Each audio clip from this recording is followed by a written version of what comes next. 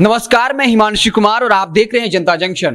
JDU लगातार अपने संगठन पर ध्यान दे रही है, क्योंकि आपको याद होगा राष्ट्रीय परिषद की बैठक में जेडीयू ने एक प्रस्ताव पास किया था और कहा था कि जेडीयू को राष्ट्रीय पार्टी बनाना है और इसके लिए कई तरह की शर्त है और इसलिए जरूरी है कि बिहार के अलावा कम से कम 4 या उससे ज्यादा राज्यों में जेडीयू की मजबूत स्थिति हो। इसी को देखते हुए जेडीयू लगातार अलग अलग राज्यों में अब अपने संगठन पर ध्यान दे रही है और कल ही ललन सिंह दिल्ली में थे, जहां पर हरिवंश जो राज्यसभा के उपसभापति हैं, जेडीयू के राज्यसभा सांसद, उनके आवास पर बैठक हुई थी और फिर ये जो कोशिश की गई उन तमाम नामों पर चर्चा हुई कि झारखंड में जेडीयू का प्रदेश अध्यक्ष कौन होगा।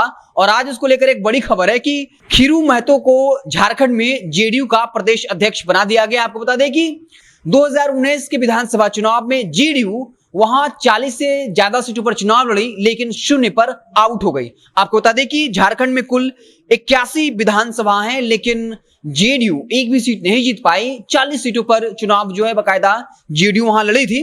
हालांकि बता दें कि जेडीयू का परफॉर्मेंस झारखंड में बहुत अच्छा रहा। 2005 के विधानसभा चुनाव की अगर आप बात करें तो बता दें कि कुल 18 सीटों पर जेडीयू ने भाग्य आजमाया था और 6 सीटें जीत गए थे। इसके अलावा वोट प्रतिशत की बात करें वो भी काफी अच्छा था, 4%। लेकिन फिर 2009 में भाजपा के साथ गठबंधन करके जेडीयू वहां चुनाव लड़ी, 14 सीटों पर 2 सीट जीतने में कामयाब हुई, लेकिन मत प्रतिशत भी जो है कम हो गया, वो 2.78।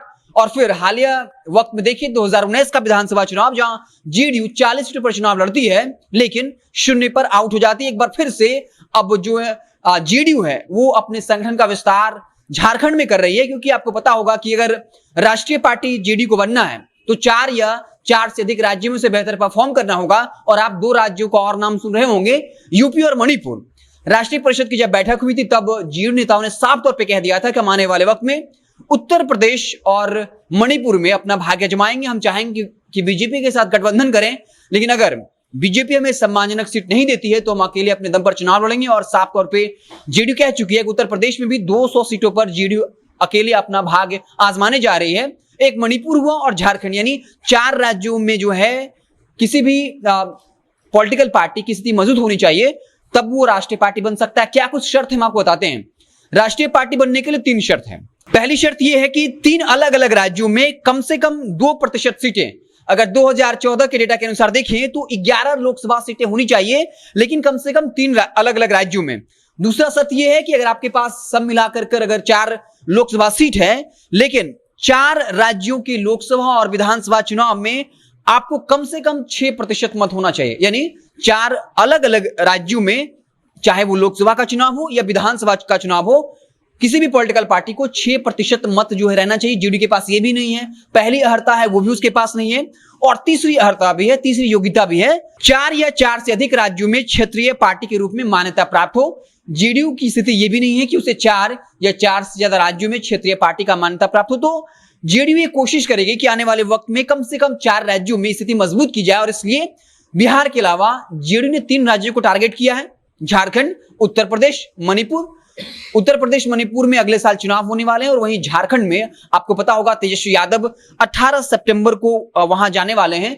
और चूंकि आरजेडी झारखंड में 1 सीट जीतने में कामयाब हुई है और बाकायदा उसके एक विधायक वहां पर मंत्री भी हैं, तो इस तरीके से अगर तुलनात्मक तरीके से देखें तो आरजेडी झारखंड में मजबूत है और 18 सितंबर को तेजस्वी यादव वहां जा रहे हैं। इसी बीच एक बड़ी खबर यह है कि झारखंड के प्रदेश अध्यक्ष जो है खीरू महतो को बना दिया गया। ललन सिंह ने एक बड़ा स्टेप लिया है। ललन सिंह का यह फैसला था। दिल्ली में बाकायदा कल ही इसको लेकर मीटिंग हुई थी। हरिवंश जो राज्यसभा के उपसभापति हैं, जेडीयू के राज्यसभा सांसद हैं, उनके यहाँ आवास में बैठक हुई और एक बड़ा फैसला लिया गया। तो जेडीयू इस बात को लेकर काफी गंभीर है कि जेडीयू को कैसे राष्ट्रीय पार्टी का दर्जा प्राप्त हो और क्या क्या उसके लिए अर्हता है, वो हमने आपको बता दिया कि 4 या 4 से ज्यादा राज्यों में जेडीयू की स्थिति मजबूत होनी चाहिए। इसके लिए जेडीयू ने अब कमर कस लिया है। देखने वाली बात होगी कि अगले साल जब उत्तर प्रदेश और मणिपुर में चुनाव होंगे तो जेडीयू का क्या परफॉर्मेंस रहता है। साथ ही झारखंड में क्या जेडीयू 2005 वाला जो उनका परफॉर्मेंस था, जहां पर उन्होंने 18 सीटों पर चुनाव लड़कर 6 सीटें जीती थी और 4% मत प्राप्त किया था, क्या वो जो परफॉर्मेंस है वो फिर से बैक कर पाते हैं।